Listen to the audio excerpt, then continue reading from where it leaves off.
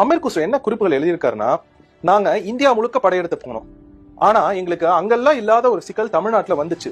திருவையாத்துல நாங்க தங்கி இருந்தப்ப இங்கு நாங்கள் தமிழை தாய்மொழியாக கொண்ட இஸ்லாமியர்களை பார்த்தோம். அது எங்களுக்கு மிகப்பெரிய ஒரு அதிர்ச்சியா இருந்துச்சு அப்படின்னு தன்னுடைய குறிப்புகள்ல எழுதியிருக்காரு. அப்பனா மாலிக் காஃபர் படையெடுப்பதற்கு முன்னாடியே தமிழை தாய்மொழியாக கொண்ட இஸ்லாமியர்கள் தமிழ்நாட்டில் வசிக்கின்றனர் அப்படின்னு அமீர் குஸ்ருவே குறிப்புகள்ல கொடுத்திருக்காரு. அவர் சொல்றாரு, அந்த இஸ்லாமியர்கள் பார்ப்பதற்கு தமிழர்களை போன்றவே இருந்தார்கள், எங்களுக்கு அவங்களை என்ன பண்றதுன்னு தெரியல, விட்டுட்டு வந்துட்டோம் அப்படின்னு தன்னுடைய குறிப்புகள்ல அவர் எழுதியிருக்காரு.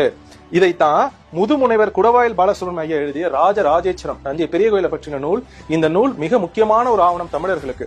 இந்த நூல்ல பக்கம் 486 இந்த முழு தகவலும் கொடுக்கப்பட்டிருக்கின்றது. 8ஆம் நூற்றாண்டுல வணிகர்களா 5 வண்ணத்தார் அப்படின்னு இஸ்லாமியர்கள் தமிழ்நாட்டுக்கு வராங்க. அதே மாதிரி 1311 நாங்கள் தமிழ் இஸ்லாமியர்களை கண்டோம் அப்படின்னு மாலிக் காஃபர் படையெடுப்பிலேயே அமீர் குஸ்ரு குறிப்பிடுறாரு. அப்ப எவ்வளவு வருடங்களா தமிழ்நாட்டுல தமிழ் இஸ்லாமியர்கள் வசிக்கின்றனர் அப்படின்றத நம்ம நல்லா புரிஞ்சுக்கணும்.